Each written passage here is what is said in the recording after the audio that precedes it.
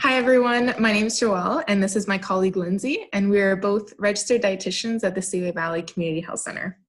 So today we really want to talk about how we can take care of ourselves during this time. There's a lot of information going out there telling us what we should be eating and what we should be doing. So really we wanted to take the time to talk to you about how is food making you feel today, and giving you some tips and tricks on how we can take care of our bodies and our minds during this time. So it's okay if you are using food as a coping mechanism during this time.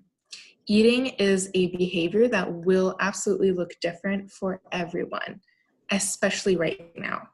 So it's important to take the time to check in with yourself and ask, how is food making me feel today? Is it adding to my stress or my anxiety? Am I feeling guilty about my food choices? Am I nourishing my body or restricting food? Some of these statements may sound familiar to you, and we want you to know that that is okay and that your feelings are completely valid because you're not alone. You have permission to listen to your body, to nourish your body, and to give it what it needs to feel good in this moment and at that time. So because all of this may be causing you more stress or more anxiety, you may be finding yourself overeating at times, and that's okay and completely normal. You may also find yourself undereating at times because food is less accessible and less available to you than it usually is. Your routine has also likely been disrupted, so you may not have access to food. Like we mentioned, you may be at home for longer periods of time. You may be working from home and or with children. Baking more often to pass the time, having different cravings, moving less because we're asked to stay at home, eating more from canned foods or frozen foods. So I'll let my colleague Lindsay kind of discuss some more mindful eating tips that may be helpful in order to guide you in navigating those feelings around food. Yeah, so thank you, Joelle. And to start off, I just want to briefly explain what we mean when we say mindful eating. So mindful eating is, being aware of what you're eating, being aware and present for that eating experience, and really just letting go of any judgments that you might have about the foods that you choose to eat and, the eating experience in general. So some things that you can do to take a more mindful approach to eating during this time could be as simple as just sticking to your regular eating schedule. So you might be working from home, you might be off work, you might be spending more time at home with your children.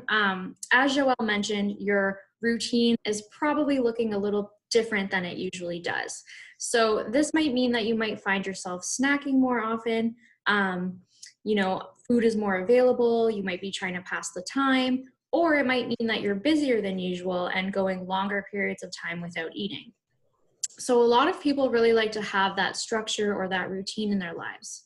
And so sticking to that regular eating schedule can be really helpful for that. So even if other aspects of your normal routine are disrupted, you can bring in that normal eating routine and have that schedule back in your life. So for example, if you're used to having an afternoon snack at work, why not have it at home too?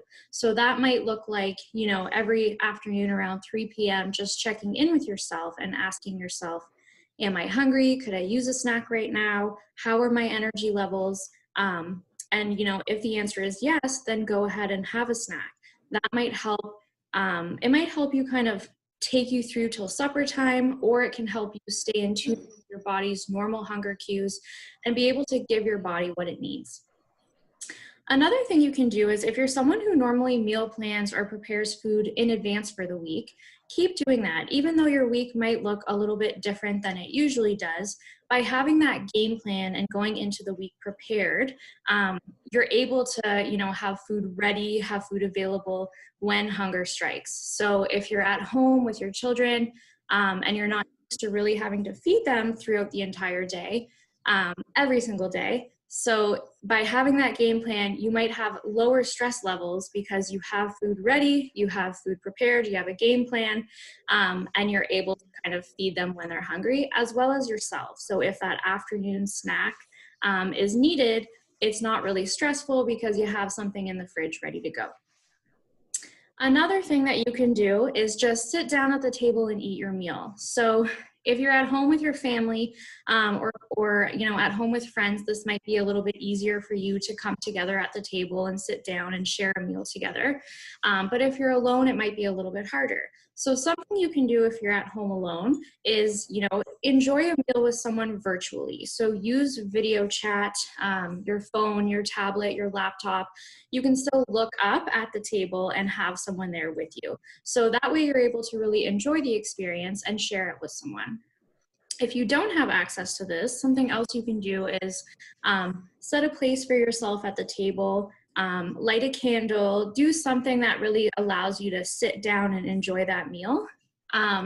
You can even change the setting. So as the weather gets warmer, sitting out on your deck or your patio and enjoying a meal out there, opening the windows and having the fresh air come in, anything that really helps you enjoy that eating experience.